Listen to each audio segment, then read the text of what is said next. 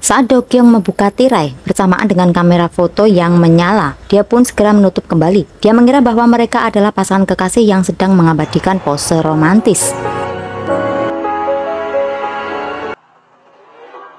Setelah Do Kyung pergi, beberapa saat kemudian seorang pengemis menghampirinya. Dia mengatakan bahwa sesuatu yang tak stabil pasti akan mati. Meski hanya ucapan sepele, tapi Kwon merasakan kalimat itu mengandung makna.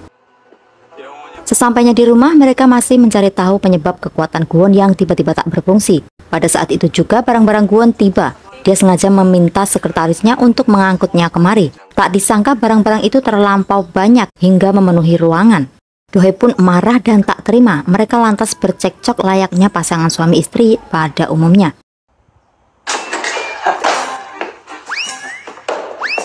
Saat Kwon pura-pura marah dan memilih berdiam diri di tempat parkir, tanpa dia ketahui, Sok-hun datang menemui Do-hye. Dia membahas tentang keanehan pada Kwon. Dia menunjukkan foto Kwon pada tahun 1977 saat acara peresmian Yayasan Sunwol. Pada foto itu tampak wajah Kwon tetap sama hingga kini. Do-hye mencoba beralasan bahwa itu adalah foto kakek Kwon, tetapi nampaknya Sok-hun tak percaya. 이거 선대 이사장이잖아. 너 정말 그렇게 생각해? 아니 뭐겠어. Melihat Kwon, Sok-hun kemudian mengajaknya berbincang di sebuah kafe. Dia berusaha mengorek informasi tentang jati diri Kwon. Sepertinya dia paham jika Kwon bukan manusia. Dia sempat mengira Kwon adalah seorang vampir dan sejenisnya. Sok-hun bahkan mengancam jika Kwon berani melukai Do-hye, dia akan membongkar siapa sebenarnya Kwon pada dunia dan akan membuat hidupnya hancur. 그리고 괜한 수고는 말고 나는 Di tempat lain tampak Ga-young sedang mabuk karena kekecewaannya pada Kwon. Dia pun teringat akan masa lalunya. Beberapa tahun lalu saat Ga-young masih kecil, Kwon datang pada saat Ga-young akan disiksa oleh ayahnya. Tepat pada hari itu adalah hari di mana ayahnya harus melunasi hutang nyawa pada Kwon yang telah ditukar dengan uang 100 juta yang habis dalam sekejap di meja judi. Sejak saat itu dia menganggap Kwon sebagai malaikat penyelamatnya dari siksaan sang ayah. Maka dia pun berjanji akan berusaha menemukannya. Dalam keadaan mabuk itu, Ga-young berpapasan dengan seorang pria yang melecehkannya. Karena Ga-young menamparnya, pria itu pun berniat membalas. Tetapi Kwon datang dan menangisnya. 역시 날 또 구하러 왔구나. Kemudian dia membawanya pulang. Ga-young pun hanya bertanya untuk memastikan apakah pernikahan Kwon benar-benar hanya sandiwara. Setelah mendapatkan jawabannya, dia pun lega dan tertidur. Malam ini penjahat itu terlihat berhasil masuk ke ruangan Kwon dan membawa buku panduan demon. Kwon pun kembali ke rumah Do-hye dengan mengendap-endap. Tak disangka Do-hye pun masih terjaga untuk menunggu kedatangannya. Meski terlihat marah, tetapi dia tidak bisa menolak saat Kwon berkata ingin menambah daya. Mereka berdua pun akhirnya tidur dalam satu ranjang demi keinginan Kwon untuk memegang tangan Do-hye. Kwon beralasan bahwa hal itu dilakukan untuk menstabilkan kekuatannya. Awalnya mereka canggung dan tak bisa tidur, tetapi tanpa sadar mereka berdua tidur lelap dalam keadaan tangan masih berpegangan hingga pagi hari. Saat membuka mata, dia menatapi wajah Do-hye dan berpikir bahwa perasaan yang dia rasakan saat ini adalah perasaan tak penting yang akan hilang setelah tatonya kembali. Saat ini Kwon belum menyadari bahwa perasaannya adalah perasaan cinta. Tak berapa lama, mereka berdua pun kembali terhanyut dalam pandangan satu sama lain, hingga suara ponsel yang berdering itu membuyarkan pandangan mereka. Panggilan telepon dari sekretaris Shin yang mengabarkan bahwa telah terjadi kekacauan. Salah satu akun YouTube telah menyebarkan gosip tentang Do-hye. Atas semua harta warisan yang diberikan Nyonya Ju kepadanya dinilai tidak masuk akal, sedangkan mendiang Nyonya Ju masih punya anak-anak kandung. Do-hye juga dikatakan telah sengaja membunuh Nyonya Ju demi hartanya. Sok-hun berniat mengajak Do-hye menemui Dewan Direksi untuk meyakinkan atas kebohongan berita tersebut. Tetapi Do-hye menolak dan lebih memilih cara yang Kwon ajukan, yaitu menemui pemilik akun YouTube pertama yang menyebarkan berita untuk mengetahui siapa yang menyuruhnya melakukan hal itu. Tentu saja Sok-hun merasa sedikit kecewa. Saat baru saja keluar dari ruangan Do-hye, dia terkejut saat kembali dan melihat mereka berdua sudah tidak ada di dalam. Dia kembali merasakan ada keanehan dari mereka berdua. Sesampainya di tempat pria YouTuber itu, mereka mengancam dengan keahlian mereka hingga membuat pria itu menyerah. Tak berapa lama, Kwon menerima kabar bahwa buku panduan demon hilang. Penasaran akan apa isi dari buku tersebut, sekretaris mengatakan beberapa bagian penting. Tak disangka, ruangan tersebut telah dipasang alat penyadap. hingga penjahat itu bisa mendengar pembicaraan mereka. Kini dia pun mengetahui rahasia Gwon. Sebelum mereka pergi, mereka terlebih dahulu menyempatkan diri untuk melihat Gayong berlatih. Saat itu tiba-tiba dia kembali teringat kenangan masa lalunya secara samar, yaitu sosok wanita yang tengah berlatih tarian pedang yang serupa. Dia pun kemudian pergi dan menatap sebuah lukisan seorang wanita penari pedang. Tampaknya lukisan itu berhubungan dengan masa lalunya yang belum dia ingat secara jelas. Saat Gwon berniat mengantar Do-hee pulang dengan berteleportasi, kekuatannya kembali tak berfungsi. Dan pada saat itu juga pasukan gangster datang. Awalnya Gwon mengira bahwa mereka akan menghajarnya. Menyadari tak bisa menghadapi mereka tanpa kekuatan, Gwon dan Do-hee pun bersiap untuk lari. Namun tak disangka mereka justru berlutut dan memanggilnya bos, karena mereka ingin Gwon menjadi ketua geng mereka. 저희 형님으로 모시겠습니다, 형님. 진짜 따라오지 말라. 말해. 형님.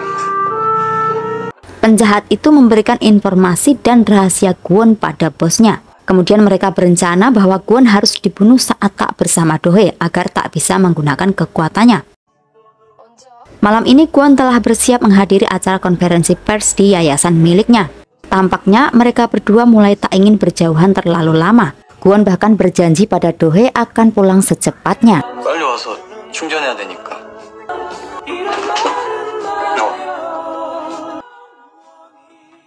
Pada saat Gwon tak berada di rumah, tiba-tiba para polisi datang untuk menangkap Do-hee atas tuduhan pembunuhan Nyonya Ju. Gwon yang mendengar kabar tersebut dari sekretaris Shin bergegas pergi. Tetapi saat baru saja keluar, dia bertabrakan dengan seorang pria.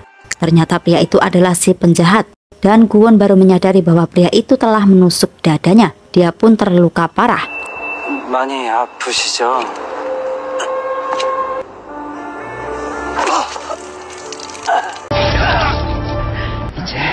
네 심장 반으로 쪼개질 거야.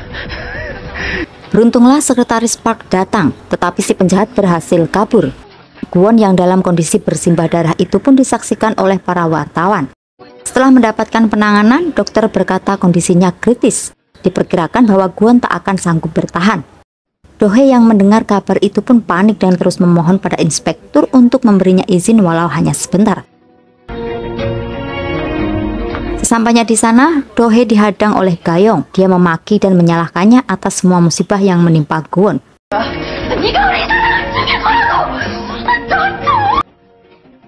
Do-hee pun menggenggamkan pergelangan tangannya, berharap kekuatan Gwon akan muncul dan menyembuhkannya. Tetapi kekuatan itu tak kunjung muncul, hingga dia pun menangis dan menyesali keterlambatannya. Tetapi setelah beberapa saat, keajaiban telah kembali. Gwon kembali sadar dan berhasil melewati masa kritisnya meski belum bisa sembuh total seperti sebelumnya. 계속 죽지도 못하겠어. Merasa bahwa Do-hee adalah obat terampuh, dia pun tak canggung lagi saat ingin memeluk Do-hee dengan erat. Meski cemburu melihat kemesraan mereka berdua, Sok-hun juga lebih merasa aneh karena baru beberapa saat lalu kondisinya kritis. Tetapi kini Gwon membaik dengan cepat. Dia pun mulai curiga pada tato salib di tangan Do-hee. Setelah memastikan Gwon telah membaik, Do-hee pun kembali ke kantor polisi. Di tempat lain, pengemis itu sedang menggumamkan peristiwa Gwon dan Do-hee. Meski saat ini Do-hee menyelamatkannya, tetapi di kemudian hari akan menjadi senjata makan tuan. Sepertinya wanita pengemis itu bukan manusia sembarangan. Setelah menunggu hasil evaluasi, akhirnya Do-hee dibebaskan karena tak ada bukti yang kuat. Keesokan harinya, mereka dikejutkan oleh kedatangan kiriman bunga yang memenuhi kamar rawatnya. Karangan bunga itu dari anggota geng anjing yang telah menganggap Gwon sebagai bos. Jumlah anggota mereka bahkan memenuhi lorong kamar pasien yang membuat Gwon kesal. Mereka berjanji akan menangkap penjahat yang telah berani melukai ketuanya. Saat Do-hee tiba, Gwon mulai bertingkah manja. Dia bersikeras ingin pulang meski Do-hee melarangnya dengan alasan bahwa dia masih harus mendapatkan pengobatan. Tetapi Gwon pun membantahnya bahwa obat bagi dirinya adalah Do-hee. Karena kata-kata itu Do-hee tak bisa lagi mencegahnya. Mendengar kabar bahwa Gwon masih hidup, si penjahat pun mulai ketakutan. Malam ini rutinitas mengisi daya yang sebelumnya hanya menggandeng tangan, kini telah berubah menjadi pelukan erat sepanjang malam. Setelah pagi tiba pun, Gwon masih tetap tak ingin melepaskannya. Bahkan meski di depan orang lain, kini Do-hee mengizinkan Gwon menggandeng tangannya setiap saat. 남들 앞에서는 안 된다더니. 이제 공식적으로 부부니까.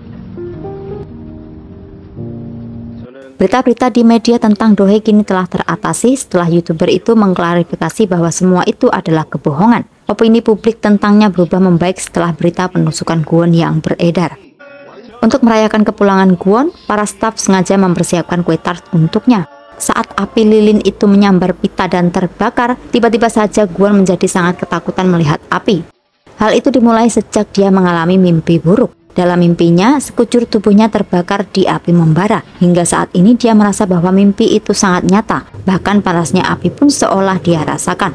Dan kini dia menyimpulkan bahwa dirinya mulai merasakan rasa takut dan cemas sebagaimana manusia merasakannya. Berbeda saat sebelum kekuatannya hilang, Kwon bahkan tak pernah merasakan perasaan manusia sedikit pun. Dia masih yakin bahwa setelah kekuatannya kembali suatu saat nanti, semuanya akan kembali seperti sedia kala. Dirinya yang adalah demon seutuhnya. Di waktu yang sama, Gayong datang menemui Dohee.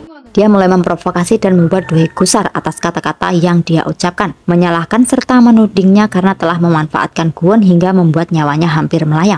Tentu saja ucapan itu terus mengganggu semangat serta kerja kerasnya selama ini. Tak cukup hanya itu, keesokan harinya hal serupa juga diucapkan oleh Do Kyung, bahwa orang-orang terdekat Dohee pasti akan mati.